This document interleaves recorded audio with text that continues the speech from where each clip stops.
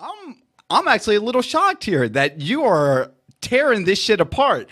I liked it. As a matter of fact, I kind of enjoyed it.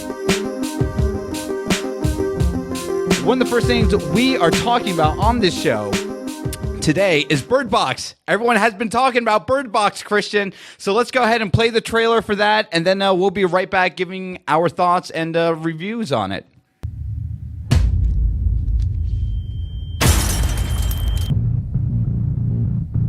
Did you hear that?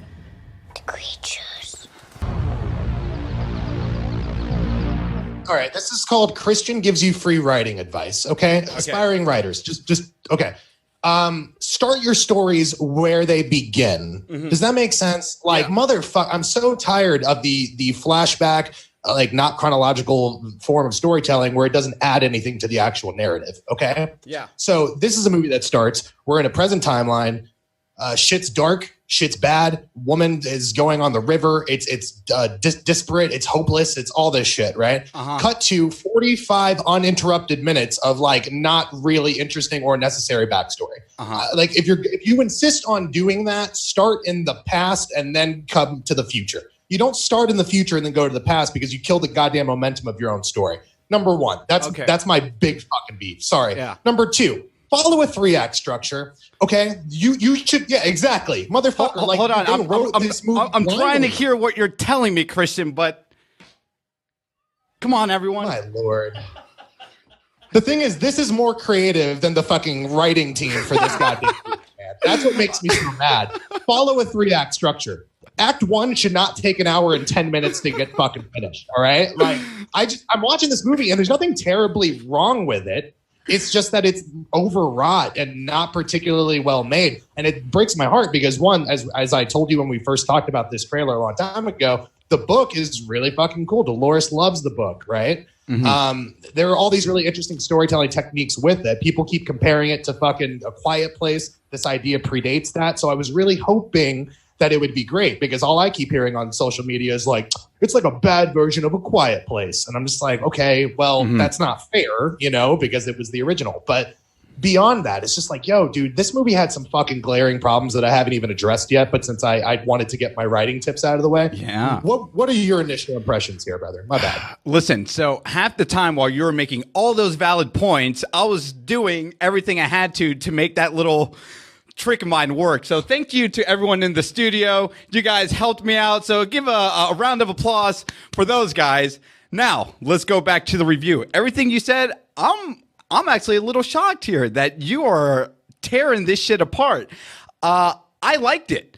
As a matter of fact, I kind of enjoyed it. I feel like the only problem, well, I'll let you tell me everything you had problems with, Bird Box. But I think besides the ending, because as I'm watching this movie, I'm trying to figure out, I think this movie was definitely more about the journey than the destination. People might have problems with that. But leading up to everything they're trying to do and the metaphor of Sandra Bullock's character, right, trying to just kind of figure out life and being a parent, right? A lot of this is kind of metaphors for like, is parenthood really planned? And that's the answer to that is kind of yes and no, right? It's just kind of something you go with the flow. And that can be the metaphor with the river, right? As they're taking boy and girl. Yes, that's what the kids are called in this movie. 95% of the way. Spoilers, by the way, with everything Bird Box we'll be discussing here. But besides that, Christian, I'll let you go ahead and speak some of your concerns that you have with it. Okay, well, even the ending is fucking sinister in the book because it's like it's implied that the colony for the blind, they were forcing people to blind themselves, to cut out their own eyeballs, right? Mm-hmm. Like that's a little detail thing that makes that more sinister and more scary. That was just exercise from the fucking script. Yeah. But beyond that, like, I mean, hear me out, right? And again, I hate to compare it to A Quiet Place. A Quiet Place starts in the past. We get all the world building we need in the very beginning, right? Mm. Then you get the fucking like the end of the fucking act break, which is that kid being fucking killed, hard cut. Now we're in the future. We already know what the stakes are. We know what the fucking threat is. That is how you set up a story. Mm-hmm. To do this shit where you start in the future or in the present timeline, of right? Course. And that is engaging. Mm-hmm. Almost everything in this timeline, right, where the kids are grown, is really engaging. But you shoot yourself in the foot by cutting back to the past for large stretches of time.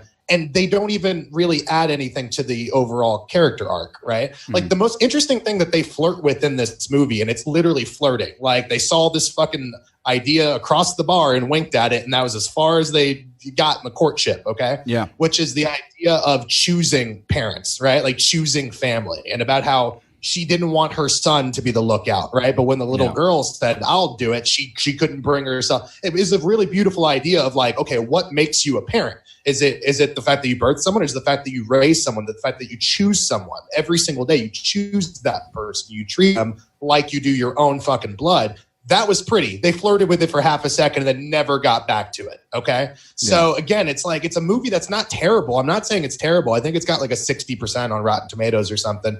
But it's like, that's about what it deserves, dude. Because for me, there's nothing that elevates it. There's no emotional through line. And like, no offense, because Trevante Rhodes from Moonlight is great in it. Sandra Bullock is really good in it. Yeah. Malkovich is just doing Malkovich shit. I don't know what he's doing in this movie. But my point is like, I don't care or have any motivations about any of the other characters in this film. And I barely understand hers. Yeah. You know, so like, there's a fucking second act guy who comes in there, right? British dude, spoiler alert. He ends up being a bad guy, right? You don't have a fucking semblance of an idea of a motivation for him because they made him a goddamn caricature. They made him a charming, debonair British guy who's a little bit crazy. And outside of one line of like, oh, they want people to see, like, what motivations do you have? Like, he comes into the story and has such an impact, but isn't impactful to anyone's actual emotional arc. Does that make sense? Yeah. It's literally just to advance the plot. Yeah. And that's a sin, man. Like you got to keep it within the characters. I'm ranting. Take over. No. Listen, all these are so, you know, for me, I'm actually engaged with everything you're saying because I don't know. And maybe because you already know of the book and the lore and all that stuff, right? Of course, I researched that after the fact I finished watching it. I think for me, I was just kind of going along with the flow. Anyway, when I was watching it, you know, I'm seeing two things, right? We get the two timelines, right? The present of The Last of Us, starring Sandra Bullock and boy and girl. And then we kind of get the flashbacks, right, of the narrative that you're discussing about. I think with me, what I'm always so fascinated about with these apocalyptic shows / movies is kind of how it all starts, right? And I think for me, I was actually more engaged with this virus or this monster, right? That's kind of making these people have suicidal thoughts and killing themselves kind of go off. And my answer or the thing I was trying to figure out when I was watching this was not so much, well, what's the monster and what's causing people to go crazy? I think that's what people are going to have problems with, that they don't get the answer to that. But I'm more intrigued with just kind of the mystery and the world building around it as it's happening, right? As the apocalypse is happening in that, I was actually more engaged with that story presented at me than the Last of Us timeline, right? With Sandra Bullock going down the river stream with boy and girl to get to their endpoint. And with all the characters on that too, if I can, just for 1 second, because even those scenes feel like they were holding your hand a little too much. So in the very beginning, Sandra Bullock's painting some shit and Sarah Paulson comes in and they first see the news report about it happening in Russia, right? Yeah. And then it's just like, oh, it's in Russia. But then the camera stays on the TV so you could see an animation of an arrow going from Russia to Alaska, right? Because it needs to hold your hand and let you know that, oh, it's already in America. The same thing with when they get to the hospital. Everything else is in this muted color scale, right? Except for the woman in red who 5 minutes later is going to be the one to kill herself, right? Yeah. It's like these visual keys and clues that they're giving you because they don't trust that you can put 2 and 2 together. You know what I mean? That's my combatant to that. Go ahead. My bad. I didn't mean to derail you, but it's just like you're loving the outbreak and you're loving the momentum of that, but it feels like they didn't even like give you a genuine surprise. They held your hand every step of the way. Yeah, no, of course. So let's go ahead and talk about the cast, because this is something now I feel like I see your point, right? You know, we get this group of ragtag, you know, characters, right? It's kind of like Sandra Bullock is the protagonist, and because we now see the future timeline, we know everyone else in this flashback scene that we're watching are going to die at some point. So why do I care and why should I be invested, right? Those are all very valid points. And to all that too, there are those tropes of those characters, right? You get in these apocalyptic settings, right? Like the end of the world is going to happen. I might as well have sex with the first attractive girl I see. And lo and behold, besides Sandra Bullock, there's the hot girl and there's the dumb guy who he's going to be the first one to die. You know, we have the love interest. We have the token black guy. We have the token Asian guy. And then pretty much, the one female who just can't take it in the apocalypse because of what is happening around her, right? So that could be a little annoying for some because they're going to be picked off one by one. It's not necessarily a problem. Again, I think with me, what I'm enjoying with it, and I say that firmly, right? It's like I enjoyed it. All the concerns you're having on it are very valid, and I can see why they would annoy you and annoy a lot of other people. To me, I'm just kind of sitting down and I'm just kind of engaged because I just want to learn the lore of what's happening in the apocalypse, right? During those flashback moments. Does that make sense, Christian? It makes sense. It just doesn't excuse basic fucking storytelling. No, for sure. That's my problem. Yeah. I mean, again, why do I care about anything that's happening in the past unless it's going to lead to an overall breakthrough for her in the future, right? Because you're also devoid of anything that's suspenseful because, again, we know that Sandra Bullock makes it out. We know that there's two pregnant women. We know that at least the two kids get out because we've seen them in the future timeline. And there's nothing suspenseful about the previous timeline. You know what I mean? And I think that's my problem with the majority of the film being spent there. It's just that it's not in service to any of the character growth, man. It really isn't. And that's what bothers me about it. She only has her big moment of growth right before she sets out to go on the river, right? Because Tom sacrifices himself so the kids can get out of that house. So it's for 4 or 5 years, she hasn't grown as a person. She's still calling him girl and boy, right? Yeah. It's only at the end of this fucking big thing. Presumably the entire future timeline when we see it is 2 days, 48 hours. Right? They escape from that house. They're on the river for about 40 hours. So it's just it's I don't know, man. It's just she sat there for 5 years not doing anything to have a breakthrough in the 11th hour while she has to go on this fucking life-changing thing. It just rang false to me. And it sucks because I really wanted to like this more than A Quiet Place, but A Quiet Place earns its character moments much better than this film does. Gotcha. Having said that, it's not terrible. It's just not that great. That's all I'm saying. Yeah. Okay. Cool. No. That's I think we can go ahead and leave it there. Although let's see what the chat has to say. Yeah. I was gonna say I was actually laughing because the Ruthless Wonder is to be fair, most people would immediately have sex as fast as possible, resign to the fate of death. Ding ding ding ding ding ding. I will say this, man. There's two things for sure that only reinforces the fact of anything post-apocalyptic environment settings for me, right? One, if my group of people don't know you, it's not my peoples know you. It's no. If someone in my group doesn't personally know you, you're not part of the goddamn group. And second, you don't trust anyone, right? I'm sorry, or those are more the same points. But yeah, the second one is why do you do dumb things in these apocalypse, right? There's a Machine Gun Kelly and the hot girl, right? Random hot girl just ends up leaving. They end up taking the car because they think they're going to find something better, but they weren't put in the positions on how to go about combating, driving with the GPS, right? They didn't they don't know the context of that. So they're probably leaving a car that they're driving just blindfolded, right? And they're I don't know what's happening here. Why am I going to do that? I think that was very dumb.